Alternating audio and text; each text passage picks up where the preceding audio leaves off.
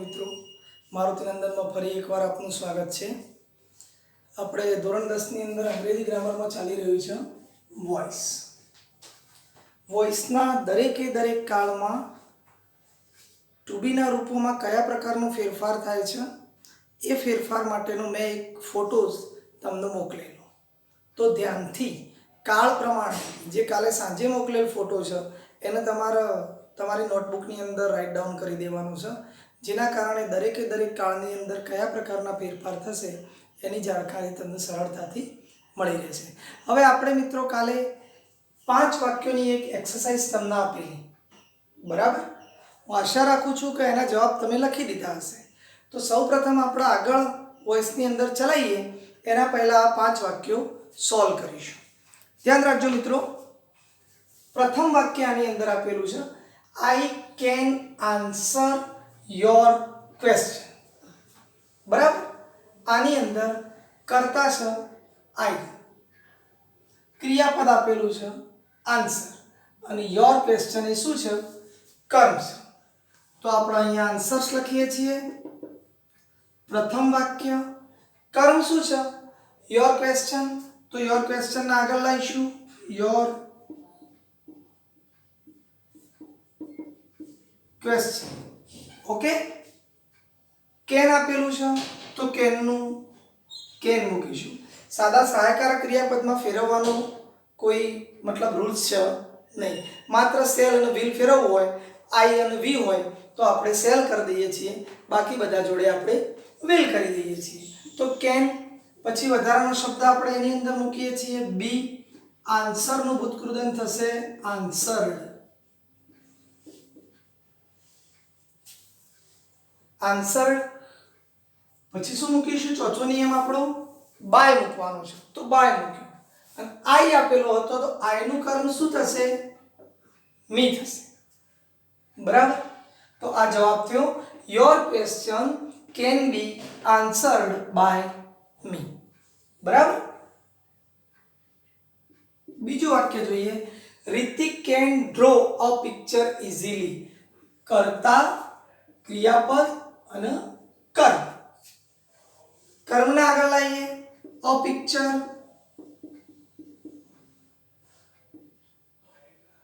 Can નો can લખીએ આપણે, તો કેન વધારાનો શબ્દ કયો ઉમેરવાનો છે? બી, ડ્રો નું ભૂતકૃદન થશે drone, D R A W N, drone. ચોથો નિયમ બાય મૂકવાનો છે, નામ રિતિક આપેલું છે તો નામની જગ્યાએ નામ જ રાખવાનું છે રિતિક, અને છેલ્લો વધારાનો શબ્દ આપેલો હતો ઇઝીલી, તો આપણે લખી દીધું ઇઝીલી, બરાબર? આ બીજા વાક્યનો આન્સર છે। હવે ત્રીજું વાક્ય જોઈએ આપણે। ત્રીજા વાક્યની અંદર વાક્ય પ્રશ્નાર્થ છે, ધ્યાન રાખજો। વાક્ય કેવું છે? પ્રશ્નાર્થ। પહેલા એની અંદર કર્તા ક્રિયાપદનું કર્મ તો આપણે શોધી જ લઈએ, બરાબર? કર્તા આપેલું છે આઈ, ક્રિયાપદ આપેલું છે સી, અને કર્મ જુઓ યોર ન્યૂ મોબાઈલ ફોન, એ કર્મ છે। હંમેશા કર્તા ક્રિયાપદ અને કર્મ શોધવા, પાછળથી ક્યારેય શોધવા નહીં। આ ભૂલ મિત્રો કરતા હોય તો ક્યારેય કરવી નહીં, હંમેશા વાક્યની શરૂઆતથી કર્તા ક્રિયાપદ અને કર્મ શોધવાનો પ્રયત્ન કરવાનો। હવે આ વાક્યની અંદર પ્રશ્નાર્થ છે એટલે મેનું મે જ રહેશે, બરાબર? કર્મ આગળ લાવીશું તો your new mobile phone, your new mobile phone. હવે ક્રિયાપદનું ભૂતકૃદંત બનાવવાનું છે, એની આગળ આપણે કાલે રૂલ્સ લખાવ્યો તો શું મૂકવું પડે? બી, સી નું ભૂતકૃદંત થશે સીન, બરાબર? સી નું ભૂતકૃદંત શું થશે? સીન। આઈ આપેલો છે એટલે આપણે શું કરીશું? બાય મી, અને પ્રશ્નાર્થ ચિહ્ન, બરાબર? બાય મી અને પ્રશ્નાર્થ ચિહ્ન। ચોથું વાક્ય જુઓ મિત્રો, why should Suraj tease you, બરાબર? આ વાક્ય છે WH વાળું છે તો y ની જગ્યાએ વાય, શુડ ની જગ્યાએ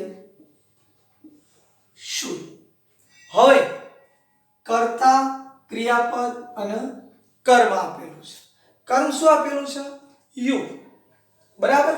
શુડ લખ્યું, વાય શુડ લખ્યું, કર્મના આપણે આગળ લઈએ એટલે કર્મ થશે યુ. શુડ આપેલું છે, સાદું સહાયકારક ક્રિયાપદ એટલે ઉમેરવાનું શું થશે? બી. બરાબર. ટીસ નું ભૂતકૃદંત થશે ટીઝડ, TEASED. પછી ચોથો નિયમ શું કરવાનું છે? બાય. કરતા શું આપેલો છે? સૂરજ, તો આપણે પાછા લખી દઈશું સૂરજ. આ એનો જવાબ થયો. હવે આજનું લાસ્ટ વાક્ય જોઈએ આપણે. હુ મે શો ધ ડાન્સ. આની અંદર આ હુ એ કર્તા કહેવાય. બરાબર. શો એ ક્રિયાપદ કહેવાય અને ધ ડાન્સ એ શું કહેવાય? કર્મ કહેવાય. હુ ની જગ્યાએ આપણે શું મૂકીએ છીએ? હંમેશા બાય હુ મૂકીએ છીએ. ધ્યાન રાખજો ખાસ. મેની જગ્યાએ મે મૂકીશું. કર્મ શું છે? ધ ડાન્સ, તો ધ ડાન્સ આગળ લાવીશું. બરાબર. પછી શું મૂકીશું?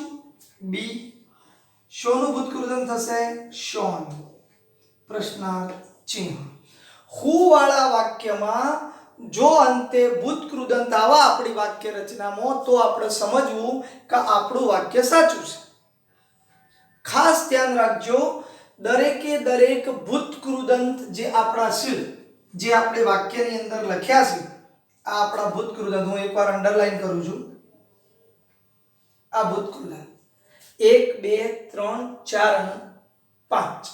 આ ભૂતકૃદંતની અંદર દરેકની આગળ બી છે. જો રાઉન્ડ કરું છું, 1 2 3 4 અને 5.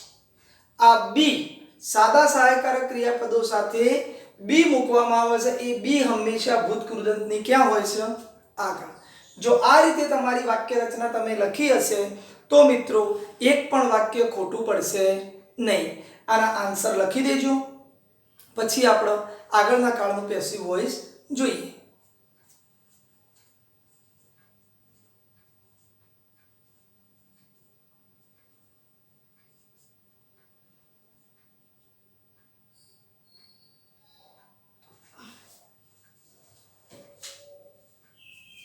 તો મિત્રો જુઓ, હવે આપણે પૂર્ણકાળનું પેસિવ વોઇસ જોઈશું. શાનું પેસિવ વોઇસ જોઈશું? પૂર્ણકાળ. પૂર્ણકાળનું પેસિવ વોઇસ.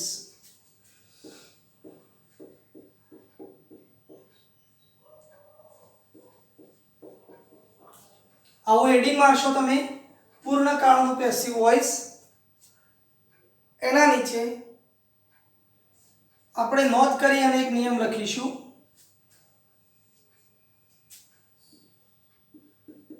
પૂર્ણકાળના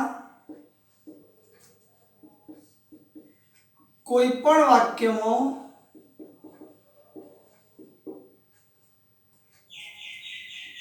હેવ,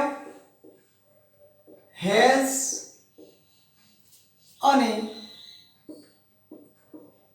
હેડની સાથે BEEN બિન મૂકવામાં આવે છે.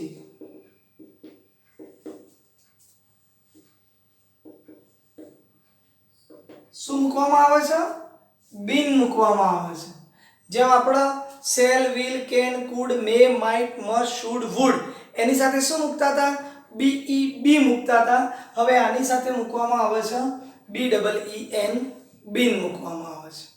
બરાબર. બસ બીજો કશો ફેરફાર કરવાનો નથી. આ બિન ક્યાં મૂકવામાં આવે છે? તો એની અંદર જુઓ, બિન કોઈ પણ વાક્યમાં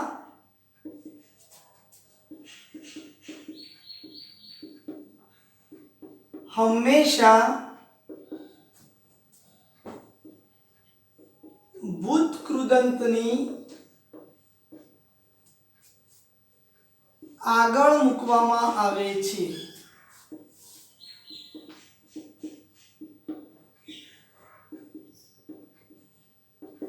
ક્યાં મૂકવામાં આવે છે? ભૂતકૃદંતની આગળ મૂકવામાં આવે છે. જેમ બી પણ ભૂતકૃદંતની આગળ મૂકવામાં આવતો હતો, એ પ્રમાણે પૂર્ણકાળની અંદર BEEN બિન પણ ભૂતકૃદંતની આગળ મૂકવામાં આવે છે. હવે જુઓ મિત્રો, એના એક્ઝામ્પલ આપણે જોઈશું. આની અંદર એક વસ્તુ તમને ઈઝી લાગશે. કેમ કે પૂર્ણકાળમાં વાક્યમાં ભૂતકૃદંત હોય જ, તમારા ક્રિયાપદનું ભૂતકૃદંત બનાવવાનું રહેશે નહીં. કેમ કે પૂર્ણકાળની અંદર ભૂતકૃદંત આવતું જ હોય છે. ફેરફાર માત્ર શામાં કરવાનો રહેશે? પૂર્ણ વર્તમાન કાળમાં. કેમ પૂર્ણ વર્તમાન કાળમાં?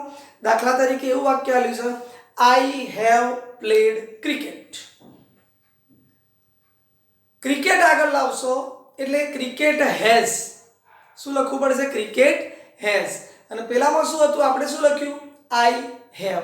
એટલે કર્મ પ્રમાણે તમારા ટુ બી નું રૂપ એની અંદર મૂકવું પડશે. જોઈએ આપણે વાક્ય, સરળતાથી ખ્યાલ આવી જશે. એક્ઝામ્પલ ની અંદર પહેલું વાક્ય જોઈએ. ધ્યાન રાખજો. I have driven. I have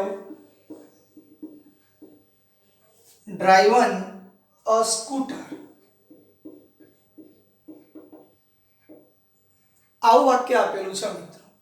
આની અંદર કર્તા, ક્રિયાપદ અને કર્મ, આ ત્રણ બાબતો આપેલી છે. હવે આ કર્તા, ક્રિયાપદ અને કર્મના આપણે પેસિવ વોઇસની વાક્ય રચનામાં ફેરવીએ તો શું થશે?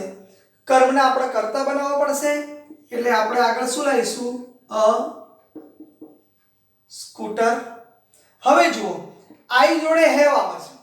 અ સ્કૂટર એટલે થર્ડ પર્સન સિંગ્યુલર, તો થર્ડ પર્સન સિંગ્યુલર જોડે શું આવે? હેઝ.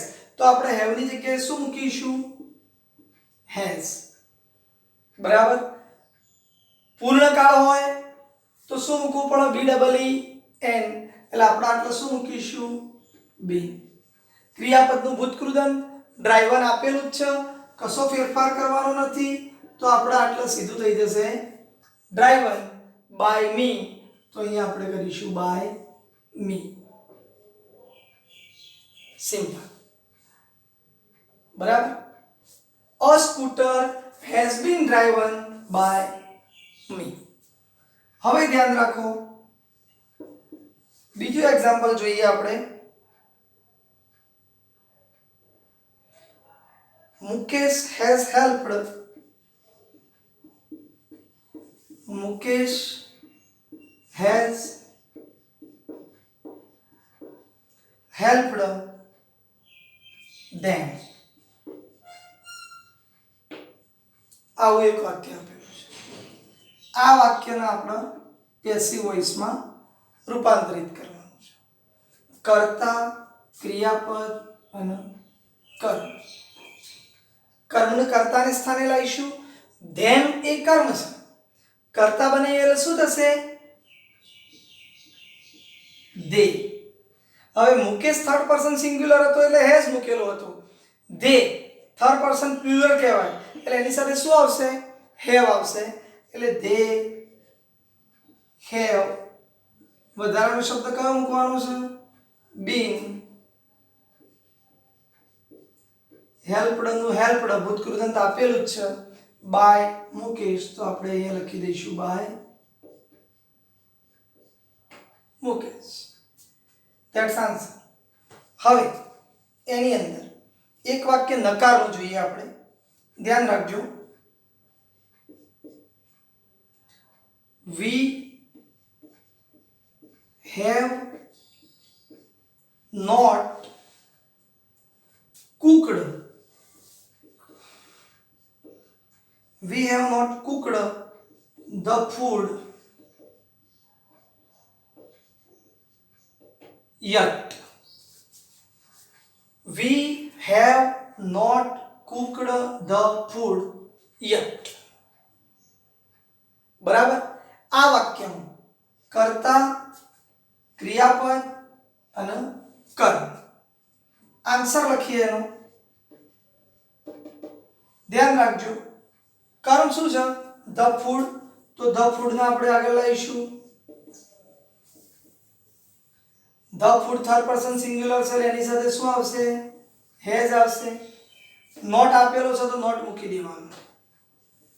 કેમ કે બીન હંમેશા ભૂતકૃદંતની આગળ આવે છે. હેઝ નોટ પછી આપણે બિન લખીશું, ભૂતકૃદંત આપી દીધેલું છે, કુકડ.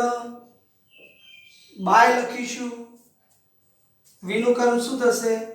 અસ, અને વધારાનો શબ્દ આપેલો હતો યટ. તો આ 3 વાક્યો લીધા. હવે આપણે પ્રશ્નાર્થ વાક્યો તરફ જઈશું. એકવાર આ નોટ ડાઉન કરી દેજો. નોટ ડાઉન કરવાની સરળ રીત મિત્રો એ પણ છે કે જ્યારે હું દૂર જાઉં તો આપણે આનો સ્ક્રીનશોટ પાડી લઈશું. સ્ક્રીનશોટ પાડીને સરળતાથી એ વસ્તુ લખી શકીશું.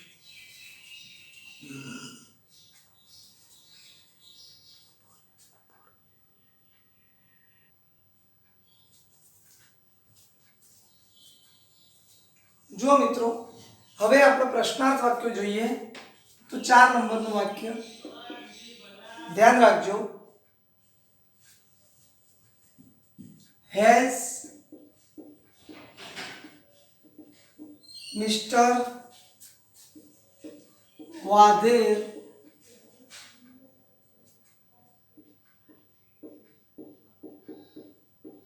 repaired his watch?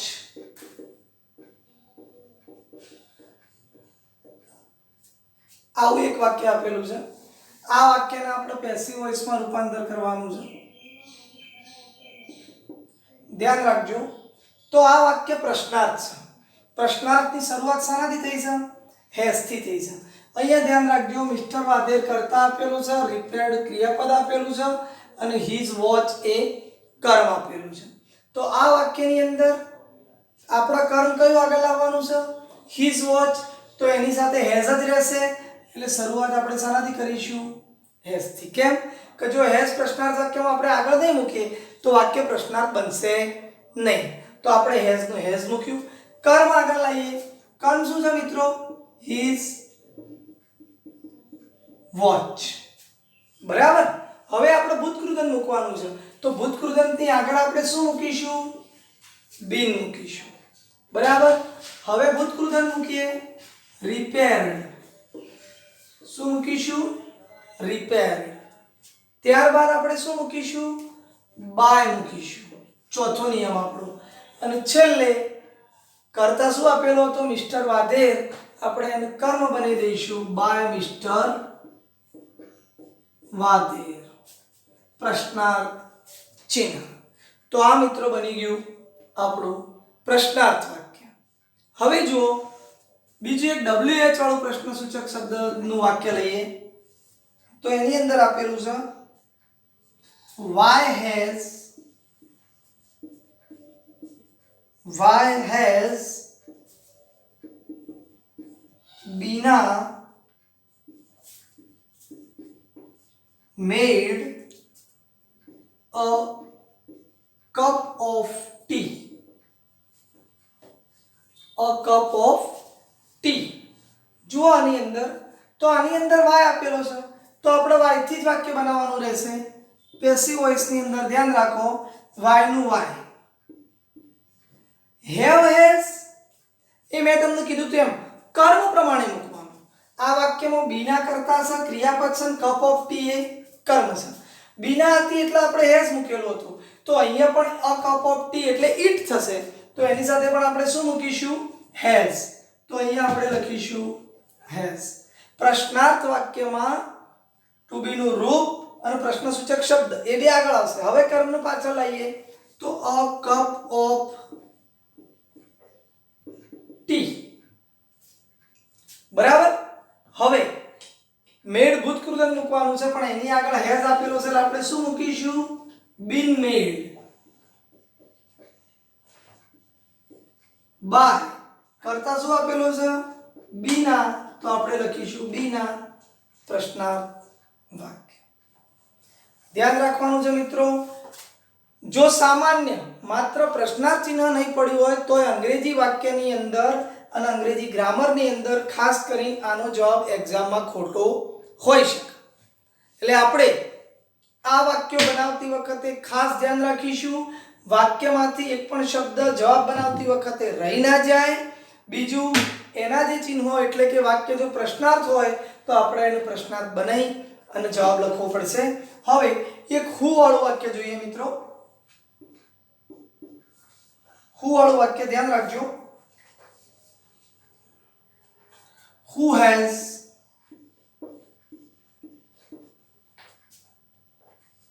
won the competition? Who has won the competition?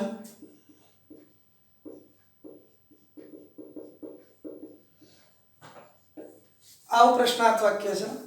તો આની અંદર આપણે જ્યારે આ વાક્યનું પેસિવ વોઇસ બનાવતા આવશું ત્યારે ધ્યાન રાખજો, હુની જગ્યાએ આપણે શું મૂકીશું? બાય હુમ મૂકીશું. તો બાય હુમ મૂકવાનું છે. હુની જગ્યાએ આપણે શું મૂકીશું? બાય હુમ. ખાસ ધ્યાન રાખજો, ધ કોમ્પિટિશન એ કર્મ છે. ધ કોમ્પિટિશન શું છે? કર્મ, ક્રિયાપદ, અને હુ એ કર્તા. તો અહીંયા આપણે ધ કોમ્પિટિશન આગળ લાવવાનું છે. એમાં પણ શું આવશે? હેઝ. તો by whom has the competition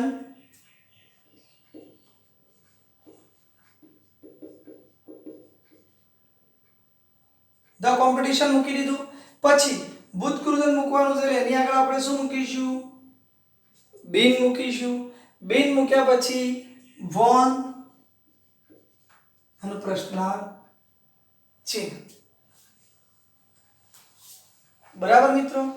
તો આ આપણે આજે પૂર્ણ વર્તમાન કાળના વાક્યોનું પેસિવ વોઇસ કરવાની અંદર પૂર્ણ વર્તમાન કાળ એટલે કે હેવ હેઝ જોયા. હેડમાં પણ આ પ્રમાણે જ ફેરફાર કરવાના રહેશે. એ આપણે નેક્સ્ટ ટાઈમ જોઈશું. આજે જો સમય મળશે તો આના 5 ઉદાહરણ તમને સોલ્વ કરવા માટે આપીશ. એ સોલ્વ કરી અને બીજું આજે આપણે જે ઉદાહરણો 5 તમને મેં કાલે હોમવર્કની અંદર આપેલા હતા એના 5 આન્સર જેને રાઈટ પડ્યા હોય એ મને મેસેજ કરશે. Thank you.